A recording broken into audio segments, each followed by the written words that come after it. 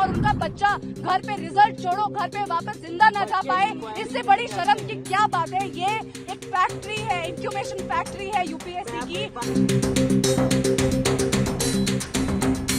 और यहाँ पे मैं बता रहा हूँ 95% जो लाइब्रेरीज है सर, वो सारी की सारी बेसमेंट में ही बनी है। आज तो एक जगह हो गया ये घटना सर, कल हर जगह पे हो सकता है।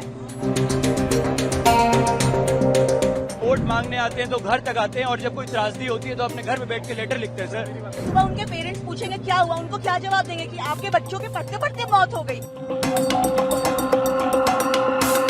दिल्ली के ओल्ड राजेंद्र नगर स्थित राव आईएएस कोचिंग सेंटर के बेसमेंट में मौजूद लाइब्रेरी में पढ़ रहे छात्रों के लिए 27 जुलाई की तारीख काल बनकर आई, जहां वे अपना भविष्य बनाने के लिए दिन रात कड़ी मेहनत कर रहे थे, वहीं दफन होकर रह गए।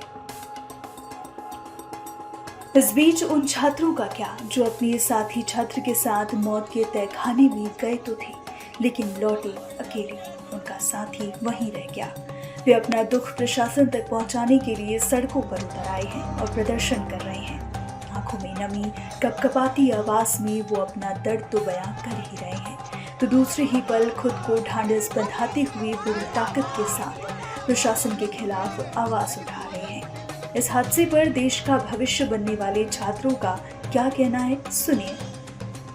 मैं जिम्मेदार, पहली बात तो प्राइमरी जिम्मेदार तो हमारी जो एमसीडी है, जो जिनकी देखरेख में ये सब चीजें नहीं होनी चाहिए थी, वो है। सेकंड, हम मेरे हिसाब से जो अक्यूज होने चाहिए वो हमारे जो कोचिंग इंस्टीट्यूट है वो उनके डायरेक्टर होने चाहिए, बिकॉज उनके नेतृत्व में ही जो बिल्डिंग है उसका इंफ्रास्ट्रक्चर पे प्रॉपर ध्यान नहीं जाया गया है। उसके वजह से I think the main culprit here is the MCD and the director who neglected the students interest. ये कोई आई वुड से कि पहली बार हुआ ऐसा कोई मुद्दा नहीं है जो आउट ऑफ द ब्लू हो गया और हम सब लोगों को मक्खियों ने काटा और हम सब रोड पे इकट्ठे हो गए। ये रीअकरिंग एक सिचुएशन है। दूसरा ये है कि एमसीडी हमारा रिपीटेड ऑफेंडर है। यहाँ पे सारे बेसमेंट में वॉशरूम चोक होता है, यानी सीवेज जो है वो बैक मारता है। सीवेज बैक मारने का मतलब है जितना भी सीवेज है वो बेसमेंट के वॉशरूम से बाहर आता है, यानी जो बच्चा अंदर है वो अंदर के पानी से भी फंस गया और बाहर से भी वो पानी से फंस गया। घटना को लेकर के एमसीडी कह रही है कि ये आपदा है, ये कहीं भी कहीं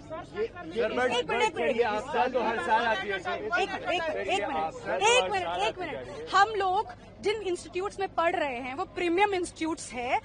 यहाँ के डायरेक्टर्स और फैकल्टीज क्लेम करते हैं कि ये लोग पॉलिसी मेकर्स हैं और ये लोग जो है गवर्नेंस वगैरह के जो सब्जेक्ट्स है उनमें एक्सपर्टीज रखते हैं। तो क्या इन लोगों को नहीं पता था कि किस तरीके से human induced disasters can occur? क्या इनको ये नहीं पता था कि बिल्डिंग्स में फायर एग्जिट होना जरूरी है, फ्लड एग्जिट होना जरूरी है? आप लाखों की तादाद से बच्चों को यहाँ पर बुलाते हैं, उनसे फीस इकट्ठी करते हैं, उनके माँ बाप को झूठे आश्वासन देते हैं कि आपका बच्चा हमारी देखरेख में सुरक्षित रहेगा, और वो उसको करने, ये अपनी जो छोटी सी एक रिस्पॉन्सिबिलिटी इनकी जो बनती है, जो माँ बाप फी पे करके एक चीज एक्सपेक्ट करता है फैकल्टी से, और उसके अलावा मुझे नहीं लगता कि कोई भी पेरेंट और कोई चीज एक्सपेक्ट करता है कि हमारा बच्चा सुरक्षित रहे। यहाँ पे उनकी जान के साथ जानबूझ के खेला गया है, क्योंकि 3 दिन पहले जो इंसिडेंट हुआ है वो incident was enough to open the eyes of the administration. Everyone kept silence and everyone kept mum over it. Last year Mukherjee Nagar में फायर। आप लोग भी प्रोटेस्ट कर रहे हो, क्या डिमांड है आपकी? खासकर दिल्ली गवर्नमेंट एक्टिव हुई है, दिल्ली गवर्नमेंट। सुनिए, हमारी बात, आपका सवाल मैं सॉरी बीच में इंटरप्ट करना चाहूंगी। आपको यहाँ पर समझने की ये जरूरत है कि हम यहाँ पे एस्पिरेंट्स हैं और हम कोई भी पॉलिटिकल मुद्दे एंडोर्स करने यहाँ पर नहीं आए हैं।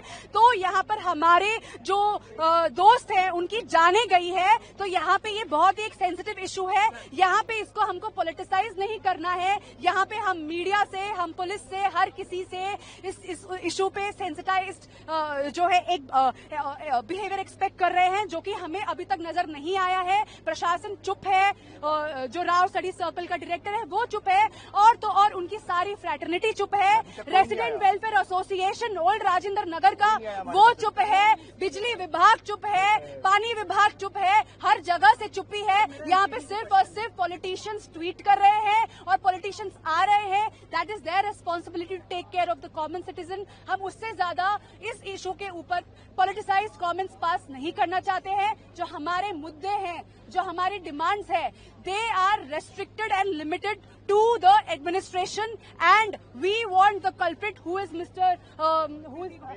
Ved Gupta to come here, क्योंकि उनका यहाँ पे ना होना सिर्फ और सिर्फ ये चीज नहीं दिखाता है कि वो कितने चैन से इस इशू के ऊपर रिएक्ट कर रहे हैं, वरना अभी तक उनकी नींदें उड़ जानी चाहिए थी। यहाँ पे लाइनों से, तादाद से यहाँ पे सारे कोचिंग इंस्टीट्यूट के डायरेक्टर्स को प्रेजेंट होना चाहिए था।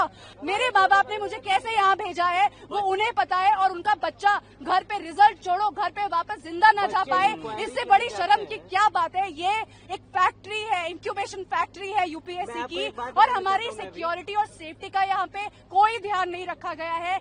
It is a very very shameless thing. I am We want the people from the government to show up and take the responsibility. Secretary को लेटर लिखा है कि 24 घंटे में इसको इन्वेस्टिगेट करे और report submit. Sir, we want a resignation. 24 घंटा पता है आपको कितना होता है?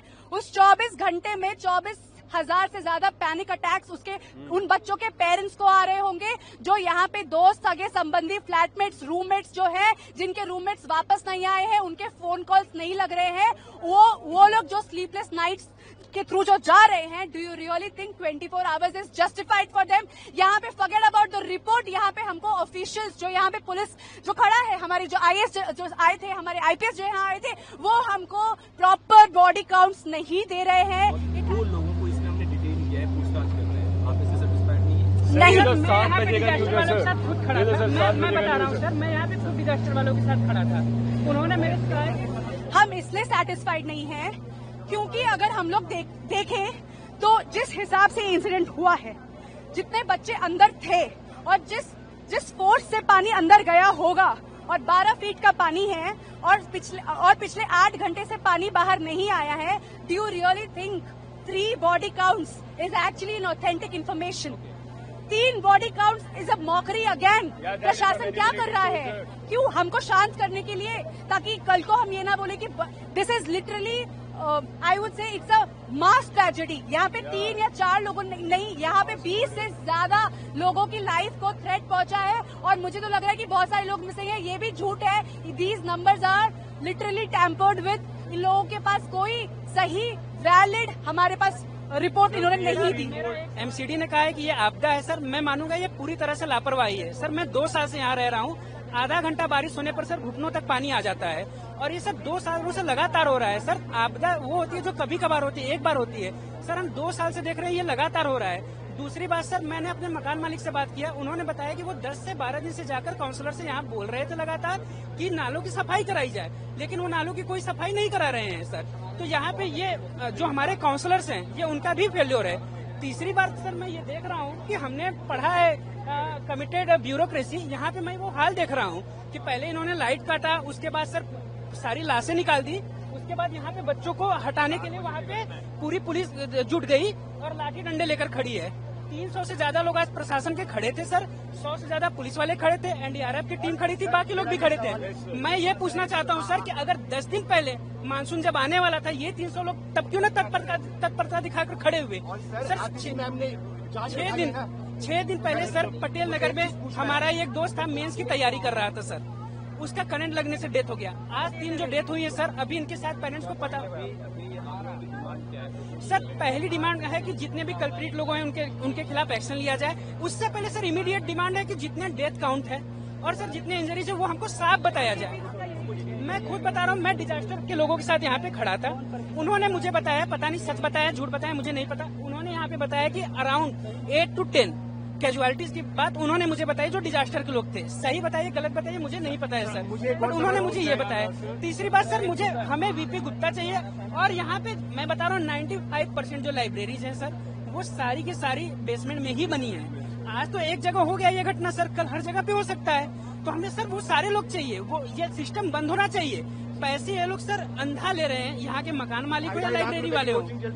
सर यहाँ पे एक रूम जिसमें 2 बच्चे रह रहे हैं, उसका टोटल रेंट 20,000 है। आपको क्या लगता है किसकी गलती है? एमसीडी की गलती है? बिल्कुल एमसीडी की भी गलती है सर, करप्शन वहीं से चालू होता है। फिर उसके बाद से दूसरी गलती यहाँ के कोचिंग वालों की है, क्योंकि करप्शन तो सर वहीं से शुरुआत होता है ना, ध्यान उन्होंने नहीं दिया। Sir, there is no one to take the responsibility here. We want someone from the government to come here and take the responsibility for the people, for all the students who have lost their lives here. और यहाँ पर sir वो एक tweet करने से, एक letter लिखने से अपने इसी कमरे में बैठ के सर क्या भविष्य लोगों का यहाँ पे सुधार रहे हैं सर। यहाँ पे वोट मांगने आते हैं तो घर तक आते हैं सर वोट मांगने आते हैं तो घर तक आते हैं, और जब कोई त्रासदी होती है तो अपने घर में बैठ के लेटर लिखते हैं sir. How is it justified sir? पहला डिमांड हमें इस राहुल IAS के डायरेक्टर जो भी है VP गुप्ता, वो हमें चाहिए, कल सुबह तक चाहिए। दूसरी चीज हमें MCD के डायरेक्टर चाहिए यहाँ पे। तीसरी चीज 24 घंटा नहीं, अगर कल को किसी भी पुलिस वाले का या किसी भी पॉलिटिकल जो भी हैं उनके बच्चे के साथ ऐसा होता ना तो अभी बवाल हो चुका होता। अभी के अभी सारा पुलिस आ जाता, तुरंत सुप्रीम कोर्ट खुल जाता, हर कुछ तुरंत हो जाता। हमारे लिए कुछ नहीं हो रहा है। उसके बाद मैं आगे बताती हूँ, ये कोचिंग वाले हमसे 2-2 लाख रुपए लेते हैं। किस बात की ले रहे हैं ये 2-2 लाख रुपए? और सिर्फ ये नहीं, हर एक कोचिंग इंस्टीट्यूट अंडरग्राउंड है। एक वॉशरूम है, वो भी इतना घटिया सैनिटेशन है, उसका एक डोर है, थंब से वो खुलता है। अगर इलेक्ट्रिसिटी कट ऑफ हो जाएगा वो खुलेगा नहीं, सारे अंदर फंस जाएंगे। कौन जिम्मेदारी देगा? यहाँ बच्चे कुछ गलत नहीं कर रहे थे राहुल IAS में बैठ के। अगर सुबह उनके पेरेंट्स पूछेंगे क्या हुआ, उनको क्या जवाब देंगे कि आपके बच्चों के पढ़ते पढ़ते मौत हो गई। Wow, what an answer. पढ़ते पढ़ते किसका मौत होता है? आपको बताते चलें कि दिल्ली फायर डिपार्टमेंट को शाम 7 बजे के आसपास कोचिंग सेंटर के बेसमेंट में पानी भरने से छात्रों के फंसने की खबर मिली थी। शुरुआत में बेसमेंट में पानी भरने से 2 छात्राओं की मौत की खबर थी, जबकि एक लापता बताया जा रहा था, जिसके बाद 3 छात्रों की मौत की पुष्टि की गई।